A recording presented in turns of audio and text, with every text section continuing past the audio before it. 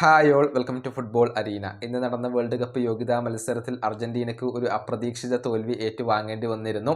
ഏകപക്ഷീയമായ ഒരു ഗോളിനാണ് ഇക്വഡോർ അവരെ പരാജയപ്പെടുത്തിയിട്ടുള്ളത്. ആദ്യ പകുതിയിൽ ഇക്വഡോറിന് അനുകൂലമായിക്കൊണ്ട് ഒരു പെനാൽറ്റി ലഭിക്കുന്നു. ഇന്നർ വലൻസിയ അത് ഗോളാക്കി മാറ്റുന്നു.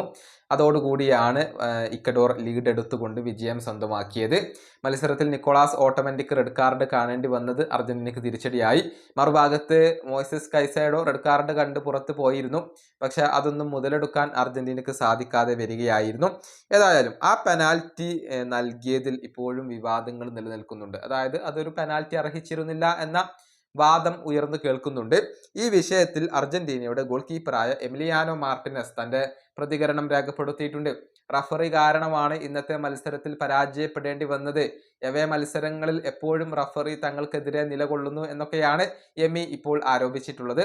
അദ്ദേഹത്തിന്റെ വാക്കുകൾ ഇങ്ങനെയാണ്: റഫറിയാണ് ഞങ്ങൾക്ക് കാര്യങ്ങൾ സങ്കീർണമാക്കിയത്, അത് ഞങ്ങൾക്കറിയാം. ആ പെനാൽറ്റി കോൾ ഒരിക്കലും ശരിയായിരുന്നില്ല. അത് പെനാൽറ്റി അല്ല, അത് ടാഗ്ലിയാഫിക്കോക്കെതിരെയുള്ള ഒരു ചാലഞ്ച് ആയിരുന്നു. പക്ഷെ ആ പെനാൽറ്റിയാണ് മത്സരത്തെ മാറ്റിമറിച്ചത്. എവേ മത്സരങ്ങളിൽ എപ്പോഴും റഫറി കാര്യങ്ങളെ സങ്കീർണമാക്കുന്നു. ഇതാണ് എമിലിയാനോ മാർട്ടിനസ് ഇപ്പോൾ പറഞ്ഞിട്ടുള്ളത്.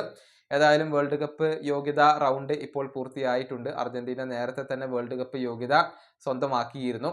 പക്ഷേ ഈ റൗണ്ടിൽ ആകെ 4 തോൽവികൾ അർജന്റീനയ്ക്ക് ഏറ്റുവാങ്ങേണ്ടി വന്നിട്ടുണ്ട്. ഇനിയിപ്പോൾ സൗഹൃദ മത്സരങ്ങളാണ് അർജന്റീനയെ കാത്തിരിക്കുന്നത്. മികച്ച പ്രകടനം നടത്തിക്കൊണ്ട് അർജന്റീന വിജയ വഴിയിലേക്ക് തിരിച്ചെത്തും എന്ന് തന്നെയാണ് ആരാധകർ പ്രതീക്ഷിക്കുന്നത്. ഈ വീഡിയോയുടെ അവസാനിപ്പിക്കുന്നു. അടുത്തൊരു വീഡിയോ വീണ്ടും കാണാം.